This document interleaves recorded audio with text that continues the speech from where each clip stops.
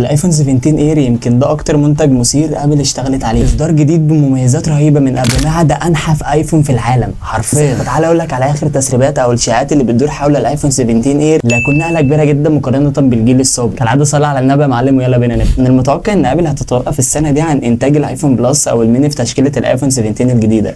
ده بشكل مبدئي كده. ابل بدات الحكايه بالايفون ميني، بدات من الايفون 12 ميني، ما حققتش نجاح كبير، دخلت على ال 13 ميني، ما حققش نسبه عاليه من المبيعات. ابل قررت تستبدله بالايفون 14 بلس. اصدار البلس كذلك ما جاش قوي مع ابل، فبعد فشل تشكيله الميني والبلس اللي نزلت من ابل قبل كده وما حققتش نجاح كبير زي ما كانوا متوقعين، قرروا السنه دي ينزلوا بالايفون ايه. اطلق عليه الاسم ده بسبب تصميمه اللي هيكون سمكه رفيع جدا. ده كان السبب الرئيسي لتسميه الايفون الجديد الايفون ايه بالنسبه لنا احنا. يعني لسه لحد دلوقتي ما نعرفش ابل هتسميه ايه رسمي، لكن هو بالنسبه لنا وطبقا لكلام التسريبات ان هيكون اسمه الايفون اير. وفي اكتر من مصدر عموما اكد ان الشركه شغاله فعلا على نسخه سوبر سليم من الايفون. وبالنسبه للحجم، ابل بعد ما عملت الايباد برو 2024 اللي كان سمكه 5.1 مللي وده كان ارفع جهاز ابل عملته في تاريخها، ناويه تكمل نفس الفكره مع الايفون 17 اير هنا. من ناحيه الحجم فالايفون اير متوقع ان هو يكون حوالي 5.5 مللي كسمك، وبالرقم ده هيكون انحف ايفون اتعمل في تاريخ ابل. هيكون انحف من الايفون 6 اللي نزل بقاله فتره كبيره قوي من ابل بنسبه تتخطى 30% تقريبا. انت متخيل سمك الايفون 6 عامل ازاي؟ اصلا الايفون اير هيبقى اقل منه. برده دي حاجه كويسه جدا، بس السؤال اللي هيتم طرحه الفتره الجايه وهيكون مهم جدا عند مستخدمين ابل تحديدا مستخدمين الايفون اير هو موضوع البطاريه. هل هتقل فعليا بما ان الموبايل بقى انحف ولا هتزيد؟ والله هقول لك كده كده بس قدام شويه لما نيجي لجزء البطاريه هنتكلم في الموضوع ده بشكل تفصيلي يا معلم علشان ما تتوهش مني. بس المهم خلينا نتكلم عن التغيرات اللي هتحصل في جانب الضغط. ابل هتعدل شكل تصميم الكاميرات. طبعا احنا متعودين على الشكل ده بقالنا كتير قوي ما شفناش فيه اي تغيير، فابل خلاص المفروض هتستبدل الشكل ده بشكل تاني من حيث تصميم الكاميرات. يعني هيجيب كاميرا خلفيه بعدسه واحده. ابل هتستخدم تصميم بار افقي للكاميرا في الضغط، وده هيكون اول تغيير كبير في شكل تصميم الايفون من سنين. هو حاسه قلب شويه على موبايلات جوجل بيكسل الحقيقه، بس ده مش مهم قد ما الشكل ده يتغير. المهم الاير طبعا ابل هتستخدم فيه الالومنيوم كخامات. اعتقد الجزء الافقي للكاميرات هيكون من الزجاج والاجزاء الاخرى هتكون من الالومنيوم عادي. وموضوع الالومنيوم ده خليني اقول لك ان هو بقى شبه مؤكد، لان النسخ الرائده من السلسله دي ابل هتتخلى تماما عن موضوع التيتانيوم ده. يعني مفيش ماده تيتانيوم هنشوفها في اصدارات الايفون 17 بشكل عام. مش منطقي طبعا يستخدموا الالومنيوم في البرو والماكس ويضيف لك خامات افضل من الالومنيوم في النسخه اللي هي المفروض المخففه نسخه الاير، فاهم؟ فموضوع الالومنيوم ده بقى شبه مؤكد دلوقتي. المهم الموديل ده هيجي باربع الوان مختلفين: البلاك،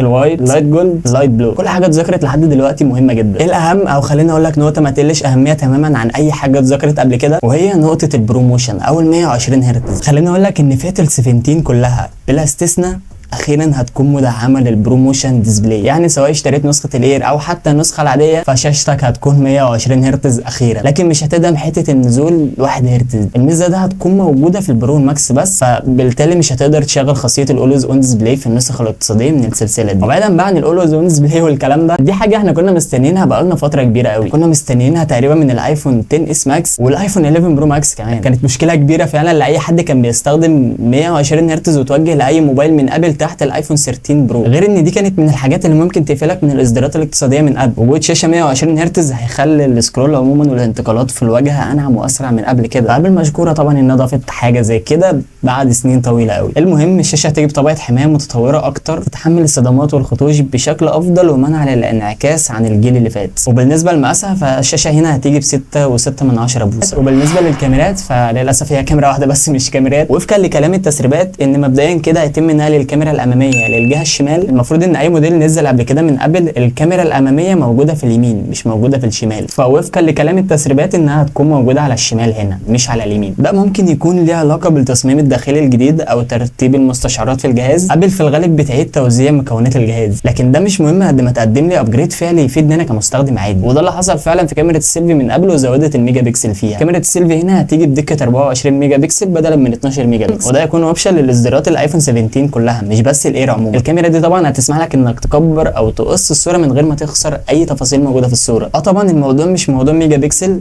مش معنى طبعا ان الميجا بكسل عليت معنى انك هتاخد اداء افضل، لا موضوع الميجا بكسل مش كل حاجه طبعا. بس عايز اقول لك ان ابل لما بتضيف حاجه بتضيفها بشكل مختلف تماما عن الشركات المنافسه. في شركات بتقدم 108 ميجا بكسل في سيستم الكاميرات بتاعهم، ولكن النتيجه للاسف مش بتبقى افضل حاجه. فتوقع ان كاميرا السيلفي اللي المفروض بقت تدعم ميجا بكسل اعلى من الاجيال السابقه نتيجتها هتكون مبهره. اتوقع ده. لسه ما عملتش لايك ولا سبسكرايب رهيب ولا كومنت حلو ولا اي حاجه من الحاجات اللي انت المفروض بتراوغ عليها بيها دي. فلو لسه ما عملتش فعليا اي حاجه من الحاجات دي فاتمنى انك تنزل تعمل كل الكلام ده دلوقتي حالا. ده اقل حاجه انت ممكن تقدمها لي فعلا، بس سيبك تكمل الفيديو. اما بالنسبه للمعالج فطبقا لكلام التسريبات ان هيكون في شريحه جديده اكيد هتنزل، شريحه الاي 19 طبعا العاديه دايما ابل بتستخدمها في النسخ الاقتصاديه. الاي 19 برو هتكون موجهه بس للنسخ الرائده، نسخه البرو والماكس. لكن زي ما قلت لك النسخه العاديه ونسخه الاير هتيجي بالاي 19 التشيب المخففه من البرو. وكمان هيضيفوا سيستم تبريد جديد ومطور، وده يحصل في جميع الموديلات لتحسين اداره الحراره، خاصه مع الاستخدام المكثف للابلكيشنز المعتمده على الاي اي او الذكاء الاصطناعي والالعاب الثقيله. بالمناسبه معالجات ابل بقت عملاقه حاليا، فبتشغل حاليا بعض العاب البلاي ستيشن، فنتيجه الاستخدام المكثف للموبايل ده يوصلهم من المستخدمين، فمحتاج سيستم تبريد مطور ومحترم عن اللي انتجته ابل قبل كده. في بعض التسريبات بتقول ان هو هيجي بغرفه البخار، البخار هينتشر في جميع انحاء الموبايل فعليا. اما بالنسبه للبطاريه واعتقد في ناس كتير قوي مستنيه النقطه دي، حان الوقت ان احنا نتكلم عليها بقى. في تسريبات بتقول ان سعه البطاريه هنا هتكون 2900 ملي امبير. ده معناه طبعا ان احنا بنتكلم عن واحده من انحف واصغر البطاريات اللي ابل حطيتها في ايفون من سنين، وهو ده المتوقع يا معلم. يعني ده المتوقع في حاجه سليم بالشكل ده، مفيش مساحه اصلا ان ابل توفر بطاريه اكبر من كده. انت بتتكلم في انحف ايفون في العالم، موبايل انحف من الايفون 6، موبايل سمكه 5.5 مللي، هو ده المتوقع. واعتقد ان ابل يعني مش هتسيب الموضوع ده كده، اعتقد انها هتحاول تعوض الموضوع ده باكتر من حاجه. ممكن تعوض ده عن طريق تحسين استهلاك الطاقه باستخدام السي 1 الاكثر كفاءه، وتطويرات في المعالج بقى والكلام ده، فاهم. اخيرا الايفون اير هيدعم سرعه شحن بتوصل ل 35 واط للشحن اللاسلكي. وطبقا لكلام التسريبات ان هيكون في امر غريب جدا هيتطبق في الموديلات الجديده من ابل، وهو ان هيتم الغاء فتحه الاس اي ام في جميع الموديلات. يعني الموضوع هيعتمد بشكل كلي على تقنيه الاس ام الجديده، باستثناء الصين طبعا بسبب القيود المفروضه عليها، وهتكون غير مدعومه لتقنيه الاس ام او الشريحه الالكترونيه. وعايز اقول لك ان دي ممكن ما تكونش مجرد تسريبات او اشاعات، ممكن دي تكون حاجه مؤكده فعليا، لان اصدار الاير اصلا يعني سمكه رفيع جدا، فممكن ما يسمحش بوجود المنفذ ده اصلا. لكن ممكن النسخه العاديه او نسخه البرو والماكس يجوا بالتقنيتين عادي. في تسريبات بتقول كده وفي تسريبات بتقول عكس كده تماما، وان الموديلات دي هتدعم التقنيتين عادي. في النهايه دي مجرد تسريبات طبعا، فيها الصح وفيها الخطا، ما اقدرش اكد لك ان المعلومات دي صح بشكل كبير. فبس كده دي كانت كل التسريبات اللي قدرنا نحصل عليها لحد دلوقتي. اكيد في اضافات تانية ممكن تتضاف فيما بعد هنشوفها اكيد، واكيد كل ما بنقرب من ميعاد المؤتمر هيكون في تسريبات اكتر واوضح، علشان بس ما تحكمش ان كل الامكانيات اللي ذكرناها دي هتكون موجوده فقط. وبالنسبه للتسعير او سعر الموبايل المتوقع طبقا لكلام التسريبات ان هيكون بحوالي $900. بالسعر ده طبعا هيكون اغلى من الايفون 17 العادي وارخص من الايفون 17 برو. المفروض مؤتمر ابل اللي دايما يعلنوا فيه عن اصداراتهم الجديده بيبقى يوم 9 سبتمبر، فبناء على ده هيكون تاريخ الاطلاق يوم 9 سبتمبر ان شاء الله، وهتبدا تعمل له بري اوردر من يوم 12، اقل من شهر. يعني الموضوع هيكون اوضح، كل ما ميعاد المؤتمر يقرب كل ما بنكتشف تسريبات جديده. بس كده يا معلم اتكلمنا اوريدي عن الايفون 17 برو والايفون 17 برو ماكس، فيديو منفصل عن الفيديو ده طبعا. سيب لك الفيديو موجود في الاي هنا او هتلاقيه موجود هنا على حسب لغه الموبايل عندك، ما تنساش تتفرج عليه لانه مهم جدا